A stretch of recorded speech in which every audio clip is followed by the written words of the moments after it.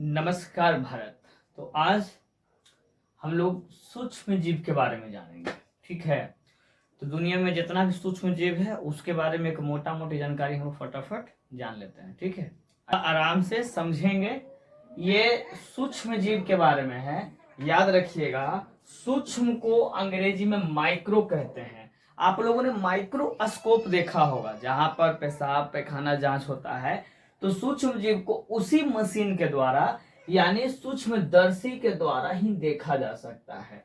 यानी हम अपने नग्न आंखों से या कितनों बड़ा ग्लास हम पहन लेंगे तो सूक्ष्म जीव को नहीं देख पाएंगे। ओके, तो आज की क्लास में हम लोग सूक्ष्म जीव के बारे में फटाफट जान लेंगे। याद रखेंगे, जितने भी बच्चे स्टूडेंट जो भी हैं, चाहे वो किसी भी दुनिया का कोई भी एग्जाम का कॉम्पिटिटिव एग्जाम की तैयारी कर रहे हैं, तो वो याद रखेंगे कि ये अभी डिटेल्स में मैं बता रहा हूं। इसका फिर एक बहुत बड़ा वीडियो बनेगा जिस पर मैं दुनिया का हर क्वेश्चन आपको अपलोड करूंगा। ठीक है, तो थोड़ा सा ध्यान दीजिएगा। आज फटाफट हम जानते हैं सूक्ष्म जीव के बारे में। तो सूक्ष्म जीव में सबसे पहले जीव द्रव्य के बारे में जानते हैं, जिसको अंग्रेजी में प्रोटोप्लाज्म कहते हैं। ठीक है, प्रोटोप्लाज्म होता क्या है असल में, तो जान लीजिए।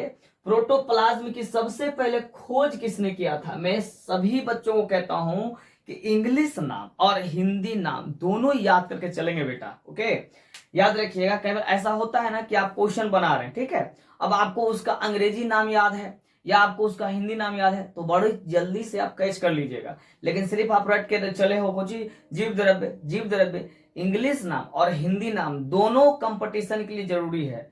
क्योंकि अब यहां से आपका बोर्ड कोई इस्तेमाल नहीं होने वाला ना। आप सीबीएसई बोर्ड के हो, चाहे आप बिहार बोर्ड के या किसी बोर्ड के हो, इंग्लिश नाम और हिंदी नाम कंपलसरी हो जाएगा अब जॉब के लिए, नौकरी के लिए। तो मैं दोनों चीज पढ़ा रहा हूं, इंग्लिश भी और हिंदी भी, ध्यान दीजिएगा। तो याद रखिएगा, प्रोटोप्लाज्म की खोज किसने किया था? पुरकिंजे ने। दुनिया का जितना भी खोज है उसका एक ट्रिक का वीडियो अलग बनाएंगे, ये सिर्फ डिटेल्स में है। ओके, चलिए अब आगे फटाफट जानते हैं। तो जीव द्रव्य का नाम पुरकुंजे ने किया था। कब पुरकुंजे ने किया था भैया? तो 1839 में किया था। कब किया था? 1839 में किया था। होता क्या है भाई जीव द्रव्य, आखिर प्रोटोप्लाज्म है क्या? तो यह एक तरल और गाढ़ा, रंगहीन, गाढ़ा एकदम से जेली टाइप का रहता है, और यह पारभासी है। पारभासी पढ़े होंगे, हल्का सा, जिसमें लाइट को क्या करे, वो क्रॉस कर सके, लसलसा, है ना। आप लोग देखे होंगे ना गोंद टाइप के, नीम का गोंद देखे होंगे, उसी टाइप का होता है प्रोटोप्लाज्म। ओके, और इसमें हल्का वजन भी होता है, ये वजन होता है थोड़ा इसमें। ठीक है, जितना भी सजीव प्राणी है, जो भी चीजें, हमारा बॉडी हो या आपका बॉडी हो, सजीव में गाय भैंस बोका बकरी सब के बारे में बता रहे हैं, हर चीज में यह पाया जाता है। और जो भी काम हम करते हैं बिना प्रोटोप्लाज्म के कर ही नहीं पाएंगे। कुछ हो, अगर पलक भी झपका रहे हैं तो प्रोटोप्लाज्म के कारण है। इसीलिए प्रोटोप्लाज्म को क्या कहते हैं? जीवन का भौतिक आधार बोला गया है। जीवन का क्या बोला गया? भौतिक आधार बोला गया है। याद रखिएगा, जीव द्रव्य को यानी प्रोटोप्लाज्म को दो भागों में बांटा गया है। ठीक है, तो कैसे कैसे भैया? एक है कोशिका द्रव, जिसको अंग्रेजी में क्राइटो या साइटोप्लाज्म कहते हैं। दूसरा है केंद्रक द्रव्य, केंद्रक को न्यूकोप्लाज्म कहते हैं। ओके, अब सबसे पहले जानते हैं कोशिका द्रव्य क्या है। तो कोशिका द्रव क्या होता है ना, कि कोशिका में केंद्रक एवं कोशिका झिल्ली के बीच में, जैसे मान के चलिए ऐसे है, तो ये वाला केंद्रक हो गया, ये वाला कोशिका झिल्ली हो गया, इसके बीच में ही पावल जाता है। ठीक है ना, ध्यान रखिएगा, कोशिका द्रव्य बिल्कुल बीच में पाया जाता है।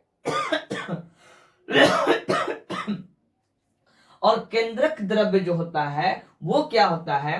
कोशिका में केंद्र के अंदर पाया जाता है, यानी ये एकदम बीचवा के अंदर पावल जाता है। ठीक है, केंद्रक। अब हम लोग जानते हैं कि जीव द्रव्य का निर्माण कैसे कैसे होता है। तो सबसे पहले एक चीज फोकस कर लीजिएगा, 80% इसका जल रहता है, 80% जल रहेगा इसमें। ठीक है, आगे पहले ऑक्सीजन कितना परसेंट रहेगा? 76%। और कार्बन कितना रहेगा? तो 10.5%। हाइड्रोजन कितना होगा बेटा? तो 10%। और नाइट्रोजन कितना होगा? तो 2.5%। इसमें इतना पाया जाता है। आप हड़बड़ाना नहीं बेटा, इसका ट्रिक में बना रखा हूं, अभी मैं डिटेल में पढ़ा रहा हूं।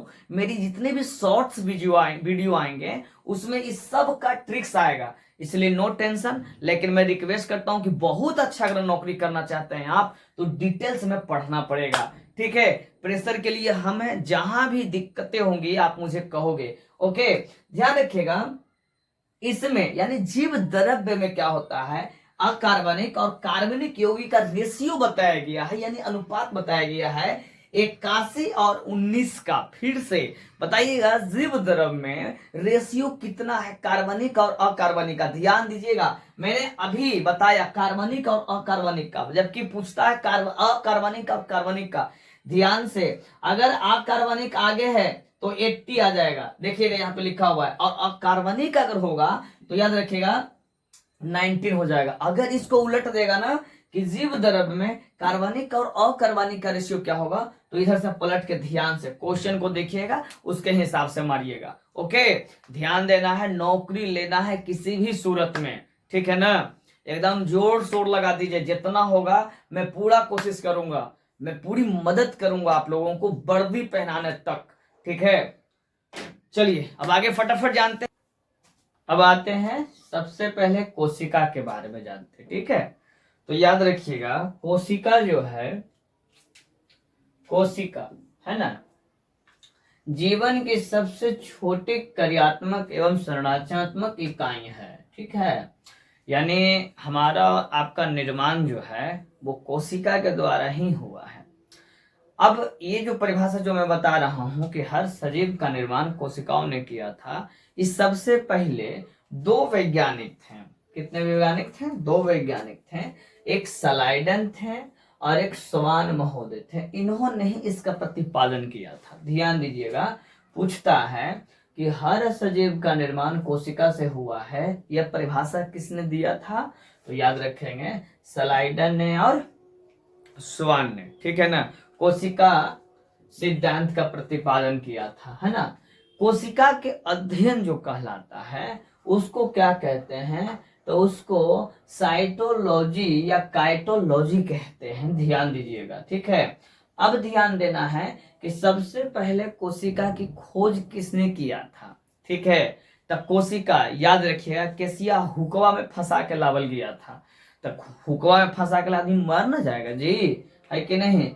तो सबसे पहले 1665 में रॉबर्ट हुक जो थे वो मरे हुए कोशिका की खोज किए थे। ध्यान दीजिएगा कि जब केसिया में हुक फंसाएगा तो आदमी मर न जाएगा जी। कोई लड़की है वो कहने हमरे है, हमर तो हवा न बालूल, है कि ना। केसिया में जब हुक फंसाएगा तो आदमी मर न जाएगा जी। 1665 में घटना घटा था, यानी 1665 में रॉबर्ट हुक ने मरे हुए कोशिका की खोज किए थे, ठीक है। ध्यान दीजिएगा कि केसिया में हुकवा फंसा के घिचल के तो मर गए आओ का, है ना। तो याद रखिएगा, आगे कहते हैं मृत कोशिका को नेफ्रोसिस कहते हैं। मृत कोशिका को क्या कहते हैं? तो मृत कोशिका को नेफ्रोसिस कहते हैं। आगे कहते हैं रॉबर्ट हुक ने अपनी एक किताब लिखी, ठीक है, और उस किताब का नाम रखें माइक्रोग्राफिया। माइक्रोग्राफिया में इन्होंने कोशिका की खोज के बारे में पूरा डिटेल्स में लिखा है, ठीक है। मौका मिले तो कभी पढ़ लीजिएगा। आगे लैटिन भाषा में, जो हम लोग अंग्रेजी में सेल लिखते हैं तो वो लैटिन भाषा में सेलुलाई होता है। इसका अर्थ क्या होता है, यानी सेल का अर्थ क्या होता है? तो उसको छोटा सा कमरा कहते हैं। क्या कहते हैं? छोटा सा कमरा कहते हैं। ये ध्यान दीजिएगा, ओके। सेकेंड खोजकर्ता क्या आए? इन्होंने क्या किया 1674 ईस्वी में। कब? 1674 ईस्वी में एंटोवान ल्यूवेनहॉक ने क्या किया? जीवित कोशिका को, कैसे? जीवित कोशिका को खोज किया। याद रखिएगा, फादर ऑफ बैक्टीरियोलॉजी इनको कहते हैं, और रॉबर्ट हुक को, है ना, याद रखिएगा यहाँ पे रॉबर्ट हुक का चर्चा किया गया है। रॉबर्ट हुक को फादर ऑफ काइटोलॉजी या जो भी आप पढ़े साइटोलॉजी कहते हैं, ठीक है। आगे फिर से एंटोनी वॉन ल्यूवेनहॉक जो थे वो जीवित कोशिका की खोज किए थे, है कि नहीं। हौंक के देखते हो, आग को जिंदा किया जाता है हौंकते हौंकते, है ना। तो कोशिका के जीवित के बारे में ल्यूवेनहॉक ने किया था। किसने किया था? ल्यूवेनहॉक ने खोज किया था। कब भैया? 1674 ईस्वी में। आगे फिर से एक और खोज करता है, इन्होंने क्या किया कि मरल कोशिका तो पढ़ लिए रॉबर्ट हुक के द्वारा, और जिंदा कोशिका तो पढ़ लिए ल्यूवन हॉक के द्वारा। कोशिका तो मिला हम लोगों को, एक जिंदा मिला और एक मरा हुआ मिला। ये मरा हुआ है और ये जिंदा है ना। तो एकरा तो हुक के जब फंसाए तब मर गया, एकरा हौके लगे तब ये जाके जिंदा हो गया। लेकिन एक व्यक्ति आए, उन्होंने क्या किया, रॉबर्ट ब्राउन ने क्या किया कि इन्होंने कोशिका के अंदर केंद्रक होता है इसकी परिभाषा दी है कि कोशिका में क्या होता है, केंद्र पाया जाता है। कब भैया, तो ये 1831 की बात है। ठीक है, मैं बार बार कह रहा हूं कि कोई भी साल रट्टा मारने के लिए मत बैठ जाइएगा, एक एक चीज का मैं ट्रिक अपलोड करूंगा। ये पूरा का पूरा वीडियो अभी लॉन्ग वीडियो अपलोड की जाएगी, जिसके द्वारा आप अपना कॉपी किताब बनाइए और याद करने का झमेला है जो आप मुझे छोड़ दीजिए। हर एक का शॉर्ट वीडियो में ट्रिक्स बाय ट्रिक्स मैं आपको दे दूंगा, बस माइंड फ्रेश करके पढ़िएगा। ठीक है, अब आगे बढ़ते हैं धड़ाधड़।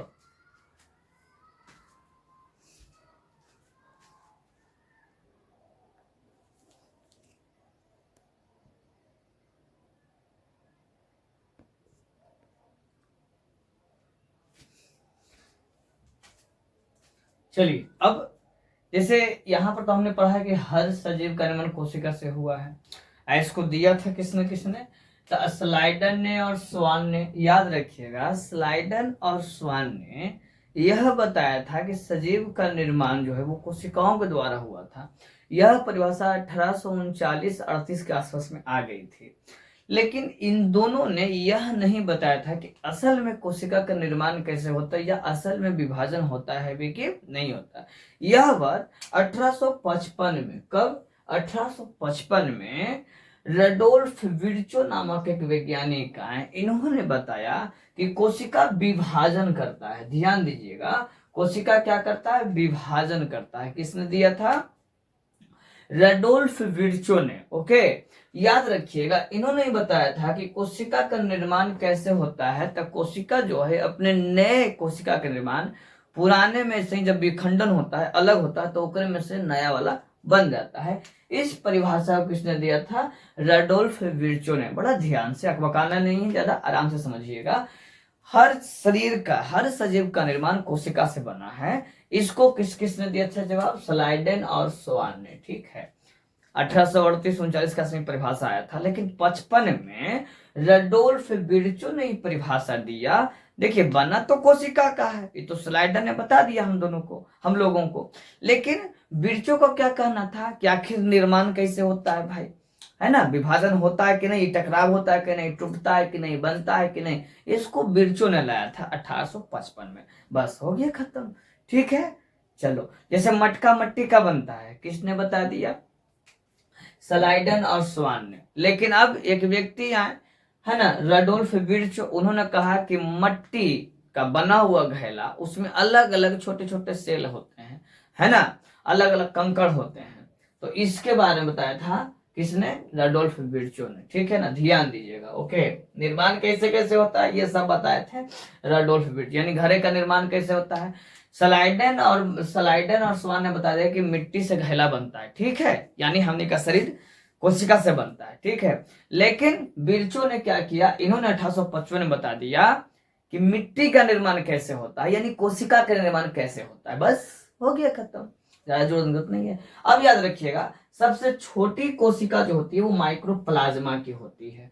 सबसे छोटी कोशिका क्या होती है, ये सब भी है, ध्यान दीजिएगा। ठीक है, ये सब डिटेल में है, बहुत लंबा चौड़ा पढ़ने के लिए, लेकिन पता नहीं क्या पुदी से थोड़ा सा जोर देकर पढ़िएगा। ठीक है, आगे सबसे छोटी कोशिका कौन सी है भैया, तो माइक्रोप्लाज्मा। माइक्रो माने सूक्ष्म होमो करता है। सबसे बड़ा शुतुरमुर्ग का अंडा होता है, कभी खाए हैं, 12 आदमी के एक बार में बन जाएगा आमलेट, ये है कि नहीं। सबसे लंबी तंत्रिका तंत्र का, दिमाग का। इसीलिए क्या होता है कि तंत्रिका तंत्र जो होता है ये बहुत धीमा धीमा कार्य करता है, धीमा धीमा कार्य करता है, जिसके कारण क्या होता है कि अगर किसी व्यक्ति को मस्तिष्क में चोट लग गया है ना, तो बड़ी जल्दी मर जाएगा। इन्हें उन्हें चोट उठ लगे तो चलो काम चल जाएगा, लेकिन अगर समेट के माथा मार दीजिएगा तो मर जाएगा। यही रीजन है, तंत्रिका तंत्र कोशिका में कोशिका विभाजन न के बराबर होता है। ठीक है ना, इसी कारण अभी सबसे लंबा यही हवा, ध्यान दीजिएगा। सबसे लंबी और सबसे बड़ी, ध्यान दीजिएगा। बड़ा रहेगा तो अंडा याद रखिएगा, और लंबा रहेगा तो दिमाग याद रखिएगा, है ना। सुन, लंबा बड़ी सोचता दिमाग हमने के। मानव में सबसे बड़ी कोशिका क्या होती है? तो मानव की सबसे बड़ी कोशिका अंडाणु होती है, अभम होता है। ओके, फिर सबसे छोटी कोशिका कौन सा होता है? तो अंडाणु होता है, स्पर्म होता है। ओके, तो ये जो रहा ये कोशिका का पूरा डिटेल्स रहा है ना, ये पूरा का पूरा कोशिका का रहा। ठीक है, इसके बाद